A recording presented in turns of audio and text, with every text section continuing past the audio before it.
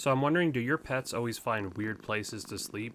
Onesie sleeps probably around 18 hours a day at her age, and she recently started sleeping up on top of couches, not on the couch, but on top of them. She is a very, very lucky cat. I always call her Lucky Kitty. She gets her regular vet visits, she gets her cat food, she gets occasional treats like steak and chicken, and she still loves doing these little head boops as you see here. She really likes this little pillow too. I guess it's like a perfect fit. Thank you so much to today's Patreon sponsors, Folk Bear and Dr. Dread. Also thank you to our new patrons, Film Swag, Tapanda, and Kiwi. The support recently has been unreal. Hello everyone, my name is AndrewAJT and welcome to my 25,000 subscriber special.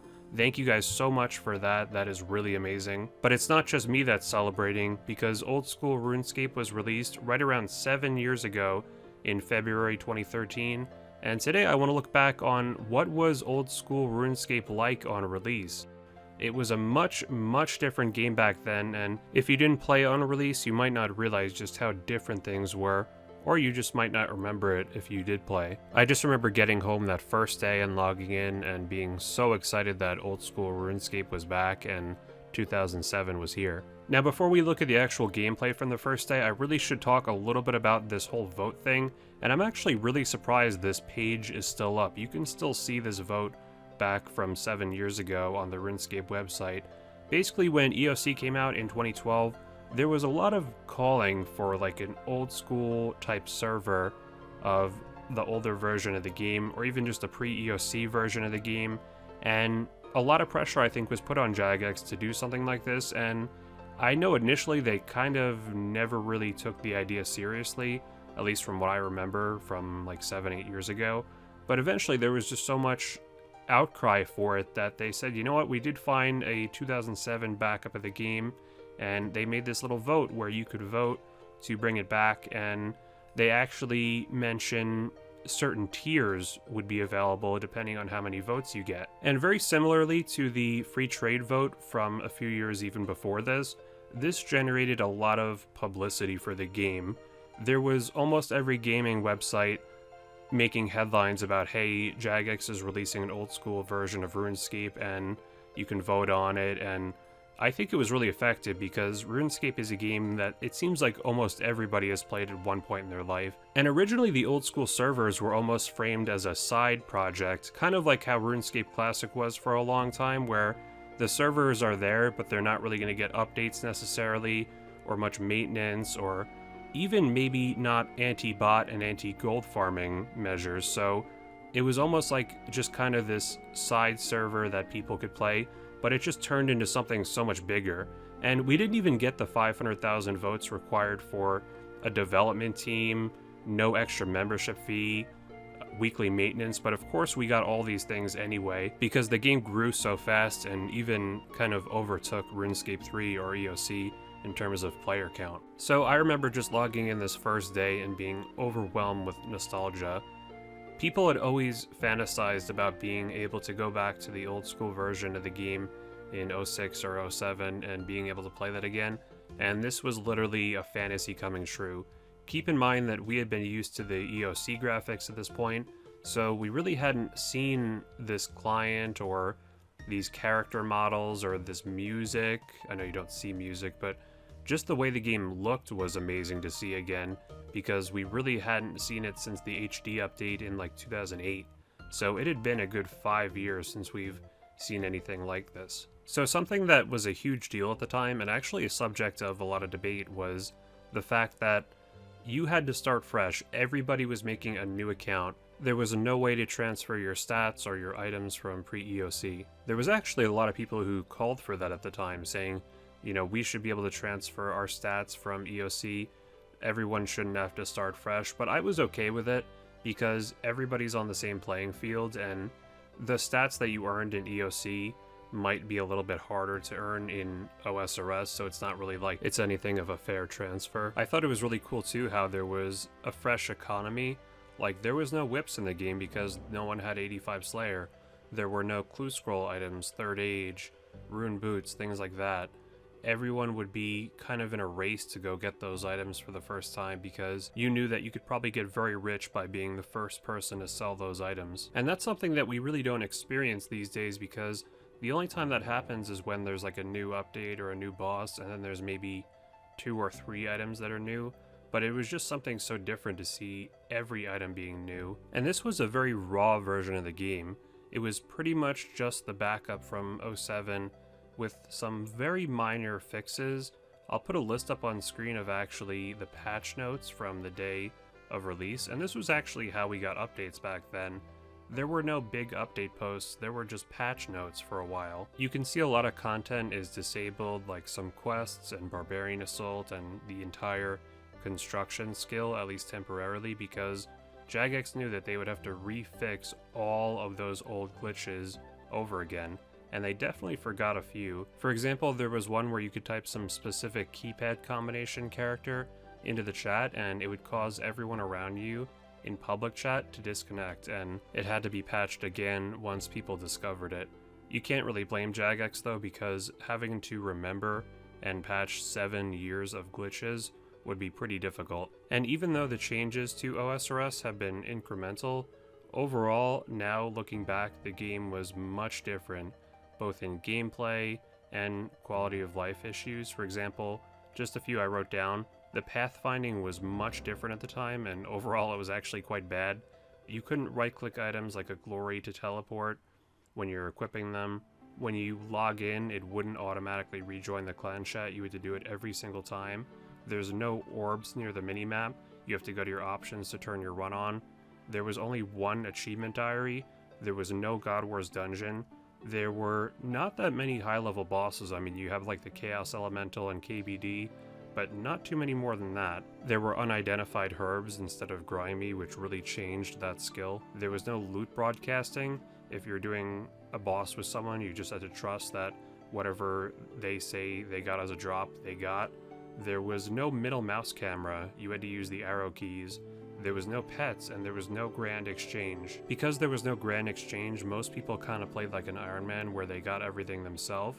Also, you could use the Zybez website where you can post and buy and sell items, and you could actually message people in the game. Imagine having to do that now. And you could actually haggle with people, so there was negotiations. You would buy a rune longsword from someone, they would say 30k, you say 25k, you go back and forth, settle at 28k. That was very common, especially in the early days. I know I've talked about this a bit recently, but the death mechanics completely changed the way you would do PvM and PvP. If you died, all of your stuff would be on the floor instantly, except for 3 items, and the 3 items chosen were chosen by alch value, so they were not always the best items to keep. For example, a dragon battle axe would protect over a whip, which is definitely not what you want to keep in that situation, and anyone can just loot your stuff right away. So if they died to like a random event, which was not optional at the time, you had to do your random events or run away, you could get your stuff taken by someone else, and you only have a couple minutes to get your stuff back if no one is around to pick it up anyway, which most of the time you're not going to be able to get back to anywhere within a couple minutes. Nowadays we just take it for granted that we can bring our best gear everywhere in the game without much risk, but back then you would have to consider, what am I willing to risk to bring to this boss, or can I trust my friend to pick it all up for me before he dies himself if we're going to go on a duo. And one big death from a boss or from a random event if you were AFK could mean your account is getting set back weeks or even months because you could lose some very valuable items. So there are advantages and disadvantages to a lot of the things I just mentioned, but one thing that was definitely positive was for really the first few months or maybe even a year into OSRS, there was really that old school feel back again. It felt like a celebration of the game and what it really meant to us. It was just something I don't think that can ever be quite recreated, unless they release like a 2005 server or something, then maybe, but overall I don't think we're going to get that same level of nostalgia playing OSRS today. It's probably just not possible no matter how the game functions. The problem was once this euphoria ran out in like 2014, once the game had been out for a while and that initial excitement and hype had died down, the game did kind of die, at least kind of, because there were times when the game averaged like 15,000 players.